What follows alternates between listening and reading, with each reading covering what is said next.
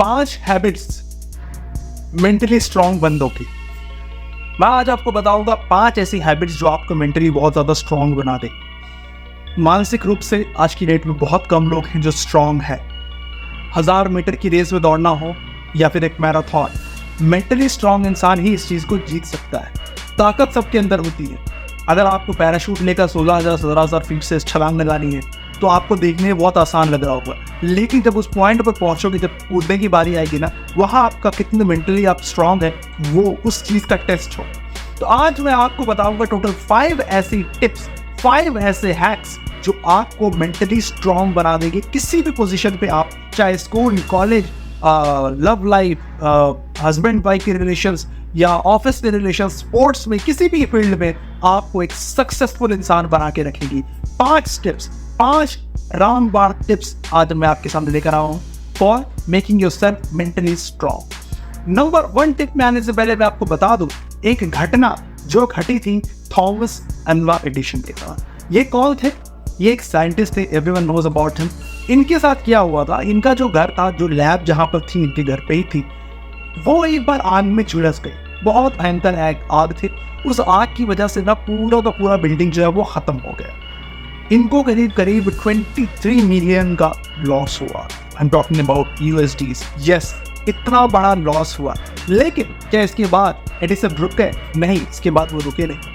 इन्होंने क्या एक स्टेटमेंट जारी किया। इन्होंने बोला कि जितनी भी मिस्टेक्स, जितनी भी गलतियां मैंने की थी, वो सारी गलतियां उस आग में जल के खत्म हो गई थी। अब मुझे एक नया मौका मिला है शुरुआत से स्टार्ट करने का, स्क्रैच से चीज़ों को बिना किसी गलती के फिर से बनाने का। ये स्पिरिट एक मेंटली स्ट्रांग बंदे की ही हो सकती है, ना कि किसी और की। हमें भी अपने अंदर ऐसी स्ट्रांगनेस जगानी है कि ये 5 टिप्स फॉलो करो, आप भी ऐसे मानसिक तौर पर स्ट्रांग बन जाओगे, डर नहीं जाओगे, डिप्रेस नहीं हो जाओगे, बल्कि आप आगे बढ़ने पर ज़्यादा दिमाग लगाओगे। Number 1, that is embracing change. हमेशा कोई भी चेंज जब जिंदगी में आता है ना, तो हम थोड़े से डिप्रेस हो जाते हैं, थोड़ा एंशियस हो जाते हैं, चीज़ों को लेकर डर जाते हैं। वो हमें जाने में अचानक कई चीज़ें, फॉर एन एग्जांपल कुछ भी हो सकता है, school change, college change, office change या फिर शादी, लव लाइफ, कुछ भी ऐसी चीज़ों में हल्का सा भी बदलाव आता है ना, तो हमारी चीज़ें डिसबैलेंस हो जाती है, जिसकी वजह से हम दहशत में आ जाते हैं, डर लगने लगता है, डिप्रेस हो जाते हैं। एक एग्जाम्पल देता हूँ, मैंने अपनी पहली वीडियो में भी एक एग्जाम्पल दिया था ईगल का। यस, ईगल जो है ना, पता ही आपको कितनी स्ट्रांग बर्ड है, अपनी पूरी जिंदगी वो शिकार कराने में, शिकार करने में ही गुजार देती है। इसकी उम्र होती है अराउंड 70 साल का लाइफ स्पैन होता है। अब 70 साल के लाइफ स्पैन तक वो अपनी चरम, अपनी पीक पर नहीं रहती है। 40 साल की उम्र होते होते ही उनकी जो चोंच है वो ज़रूर ज़्यादा मुड़ जाती है, जो मांस को नोच के खाने में उनको बहुत तकलीफ देती है। उनके पंजे जो है वो शार्प नहीं रह जाते हैं, कमज़ोर हो जाते हैं। उनके पंख बहुत ज़्यादा हेवी हो जाते हैं, वो शिकार करने के लायक नहीं रहती। टेक्निकली तो उसको वहाँ पर ख़त्म हो जाना चाहिए, लेकिन नहीं, वो एक मेंटली स्ट्रांग बर्ड है। वो क्या करती है, अपने आप को एक सबसे ऊंची चोटी है, सबसे ऊंची जगह पे ले जाती है। वहाँ जाकर एक पत्थर पर अपनी चोंच फटक फटक कर अपनी चोंच को तोड़ देती है। पत्थर पर रगड़ रगड़ के, फटक फटक के अपने पंजों को तोड़ देती है। अपने भारी भारी पंखों को नोच नोच कर अपने सारे ज़्यादातर भारी पंख उड़ा देती है, नोच के फेंक देती है। उसके बाद उसका पुनर्जन्म होता है।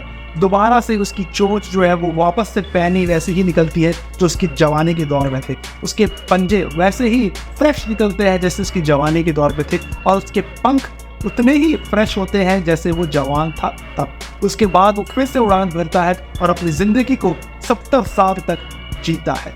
हमें भी वही करना है। जब हम हार रहे हैं, हमारे पास कमज़ोरियाँ हो गई हैं, हम किसी भी तरीके से आगे नहीं जा पा रहे, कुछ भी एक्सरसाइज हो रहा है, वो मौका होता है हमें और आगे बढ़ने के लिए पुश करने का, दरवाजे तोड़कर आगे जाने का, मेहनत को अपनी नेक्स्ट लेवल पर लेके जाने का, अपने आप की सीमा को टेस्ट करने का। वो वक्त हमें ईगल की तरह उस 40 साल की उम्र में आता है। वैसे ही हमारी उम्र का पड़ाव कुछ भी हो सकता है, 18, 16, 17, 20, 25, 40 साल की उम्र में कभी भी वो पड़ाव आ सकता है। याद रहे, जब भी ऐसा कुछ पड़ाव आएगा तो ईगल की स्टोरी जो मैंने आपको बताई वो याद रखना कि वो कर सकता है, वो इतनी फिजिकल पेन सह सकता है, तो हम वैसी मेंटल स्ट्रांगनेस लाने के लिए कुछ चीज़ों को सेक्रीफाइस, कुछ चीज़ों पर वर्कआउट करके अपने दिमाग को उतना स्ट्रांग उस ईगल की तरह क्यों नहीं बना सकते। Start working on it. और हार नहीं मारनी है, क्योंकि वो वक्त बदलता है तभी जब हम उसे बदलने के लिए प्रयास करते हैं। अब आ जाते हैं नंबर 2 टिप पर, दैट इज एस्टेब्लिशिंग बाउंड्रीज। हमेशा अपनी बाउंड्रीज बनाओ, ना कहना सीखो।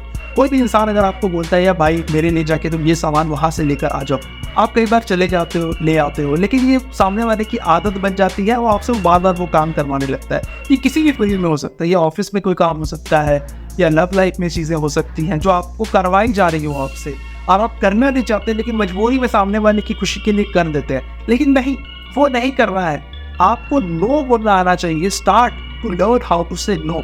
ना बोल दो जो काम आपको करना नहीं है, आपकी बाउंड्रीज सेट कर लो कि मैं इसके बाद ये चीज़ नहीं करने वाला हूँ, ये मेरी चरम सीमा है, मैं ये नहीं करूँगा तो नहीं करूँगा, चाहे आप जितने भी कोशिश कर लो, जितनी एड़ी चोटी का जोर लगा लो। वहाँ से आपकी वैल्यू क्रिएट होती है जब आप ना बोलना शुरू करते हो। अब आते हैं नंबर 3 टिप पर, that is power of sacrifice. ये एक बहुत इंपॉर्टेंट टिप है। मैं एक एग्जाम्पल देता हूँ विराट कोहली का।